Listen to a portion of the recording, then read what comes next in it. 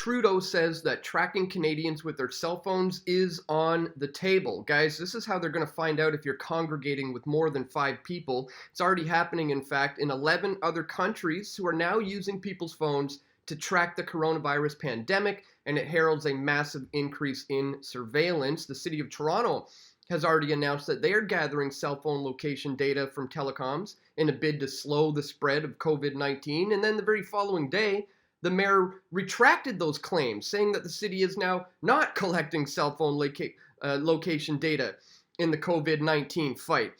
Meanwhile, robots and drones are now being used to fight COVID-19. You may already be aware of this. Drones are being used to enforce lockdown, like in places like in India, where now more people are being booked for violating the orders. But what you may not have known about, guys, is this right here.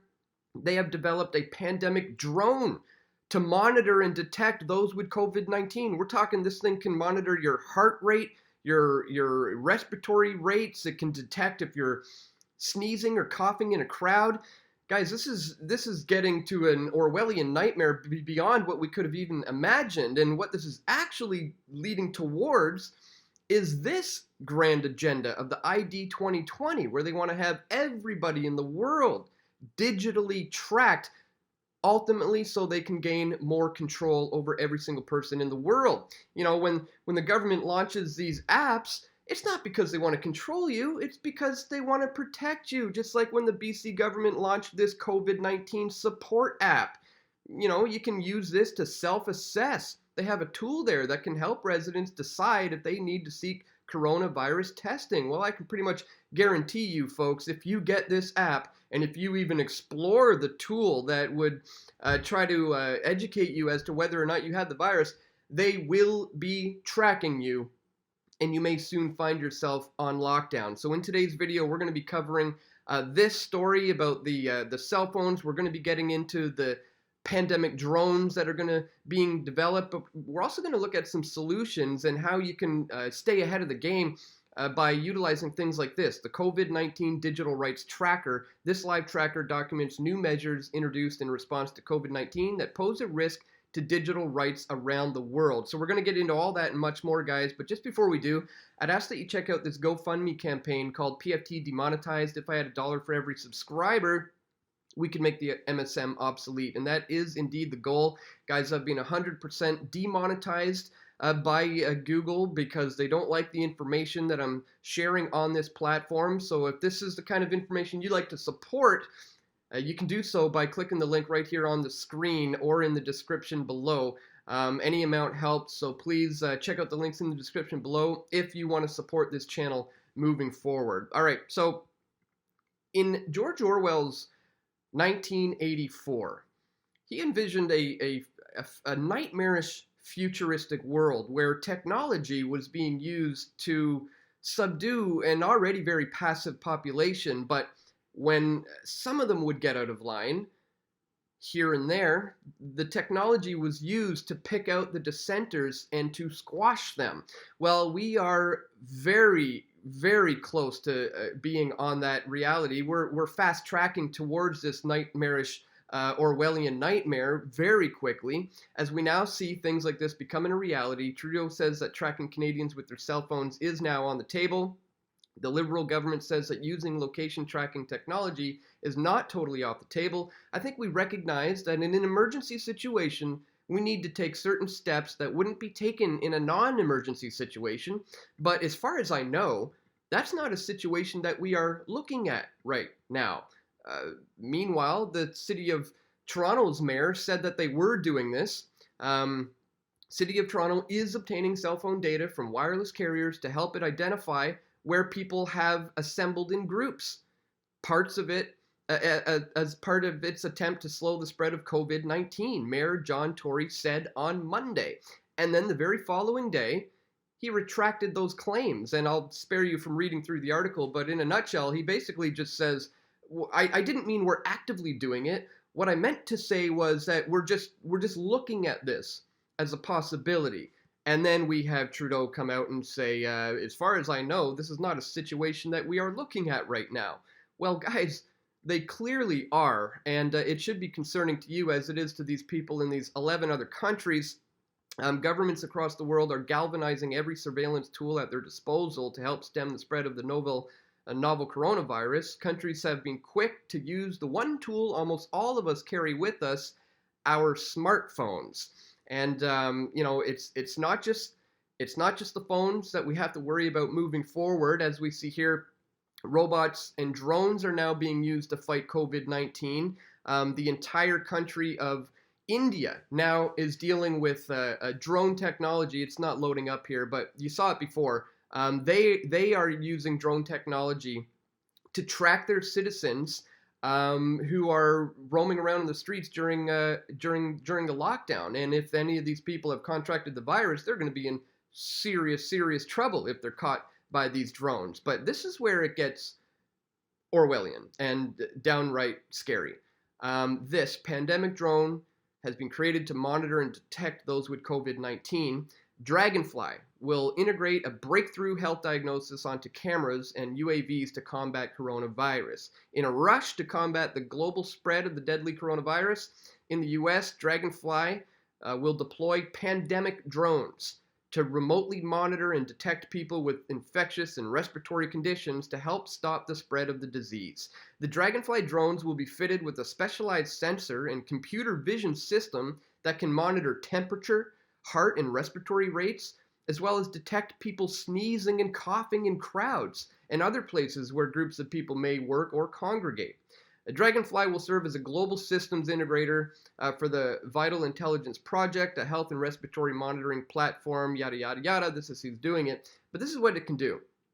The sensoring system uses existing new camera networks, UAVs, and remotely piloted aircraft systems for health monitoring and detecting of infectious and respiratory conditions, including monitoring temperatures, heart rates, and respiratory rates. The drones can monitor people in public crowds, workforces, airlines, cruise ships, convention centers, border crossings, or critical infrastructure facilities. The technology can also be used to monitor potential at-risk groups such as seniors in care facilities.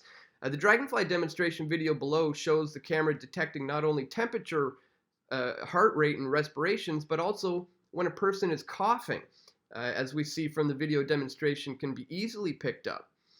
Under this exclusive contract initiated and budgeted at $1.5 million, Dragonfly will use its engineering, its integration and distribution expertise, as well as its secure supply chain for immediate commercialization and development of the technology. So this is real, guys. They're dishing this out now. Dragonfly is honored to work on such important projects given the current pandemic facing the world with COVID-19. Again, these things are being rushed through extremely quickly with little to no questions about the serious ramifications of this. You know, it reminds me of the G20 in Toronto when that came. And the police started putting up CCTV cameras everywhere and saying, don't worry, this is just a temporary thing that we're going to deal with because we know what's coming. We want to track it and monitor it. But don't worry, after this is faded away, we'll get rid of them. And they never did. The cameras stayed there. They stayed there forever. It was a big lie that they were going to go away. So when people say we need new temporary legislation or new temporary technology to deal with this crisis now in emergency time, well, you better believe it's going to stick around for quite some time. And as I said, this is all moving towards a bigger global agenda. And that's what we get into when we look at ID 2020. Check out id2020.org. We need to get digital ID right, they say. And what do they want to do? Is they want to get the 1.1 billion people who are currently unbankable, as they call it, to have a digital identity. And who's involved with this whole thing? Well, here are the key players, guys. You have Microsoft. Obviously, we know, as we've been covering on this channel, the Bill and Melinda Gates Foundation are heavily involved with the vaccine industries who are developing the vaccine for COVID-19. He's been funding a lot of the companies that are in the race for that.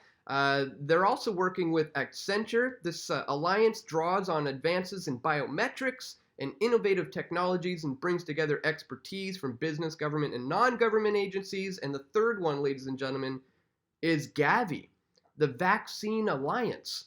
So here we have digital biometrics coupling up with the Vaccine Alliance, the Bill and Melinda Gates Foundation with Microsoft, to develop a way to digitally track everyone in the world. Guys, what we're literally talking about here is technology being implanted into the vaccines that would be able to detect if you've gotten the virus or not. And if you have this, they'll have other technology that can scan whether or not you have the vaccine, or whether or not you have the virus, and whether or not you should be put on lockdown and under strict quarantine. Guys, as me and James Corbett discussed in my video from yesterday, this is going to be clearly used by governments to squash dissenters and to silence anyone who goes against the status quo. Let me guess, there's probably a banner under this video right now coming from some official government saying that this is somehow fake news, and if you want real information about COVID, click here and go to our governmental website.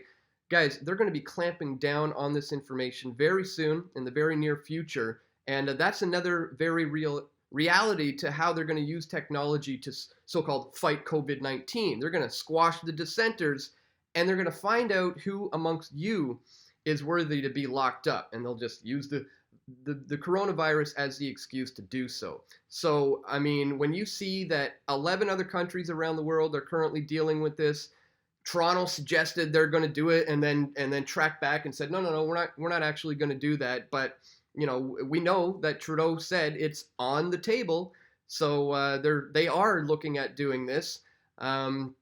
Drones are already being implemented in other countries around the world, but now they're taking it to the extent of these pandemic drones. This is a massive violation of our privacy, guys, but people seem to be just taking it, you know, just accepting this because it's all for the greater good of the whole. You know, governments are here to protect us, right? Again, don't buy into that, guys. Don't use things like the COVID support app that governments are now launching to try to see who is trying to find out if they have it or not. Because as we've already shown you guys, they are going to be tracking people. They are coming for this. It's not only on the table, it's going to be a reality very soon. I'm telling you that. So don't get the app. You know, in fact, you know, stay away from a lot of this technology in general. Certainly turn your TV off and continue to tune into alternative sources of information who are bringing you this stuff that you're not hearing from the mainstream. So I just wanted to bring all this to your attention today, guys. Be sure you check out this top10vpn.com COVID-19 digital rights tracker. This is where we get into how we're going to defeat this moving forward. We see here, since the outbreak of COVID-19, governments around the world have implemented a range of digital tracking, physical surveillance, and censorship measures in a bid to slow the spread of the virus. Some of these may well be proportionate, necessary, and legitimate during these unprecedented times. However, others have been rushed through legislative bodies and implemented without adequate scrutiny. And these are the guys who are scrutinizing this, guys. We have the digital tracking aspect. As governments around the world implement measures to help slow the spread of the virus, many have turned to digital tracking initiatives to help monitor their populations. Measures have included the use of aggregated mobile location data to track citizens during lockdowns, apps designed to help identify the location of those with the virus, and the development of advanced mobile monitoring technologies.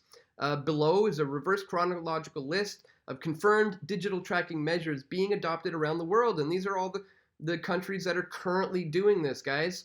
You have physical surveillance. In an attempt to slow the spread of COVID-19, governments around the world are also adopting increasingly extensive physical surveillance measures.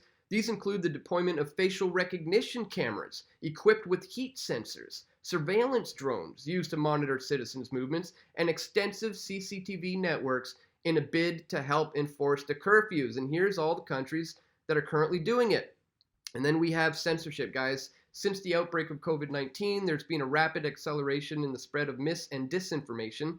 According to a recent document seen by Reuters, for example, Russia media outlets have been involved in a significant disinformation campaign, allegedly, in quotes, in an attempt to worsen the impact of the virus. To control this, governments and social media platforms have sought to stringently regulate online content and promote official facts and figures from international health organizations. However, several governments have also co-opted the the rise of mis and disinformation to justify censorship practices, which seek to silence critics and control the flow of information. This is exactly what I've been talking about, and it's all been chronologically documented on where this is happening.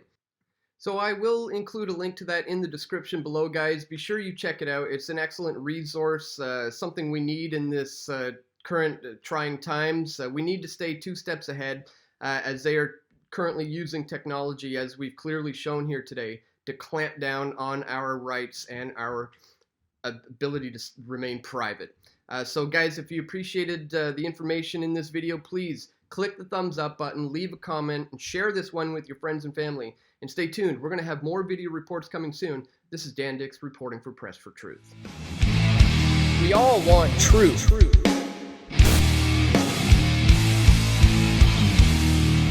The truth will set you free.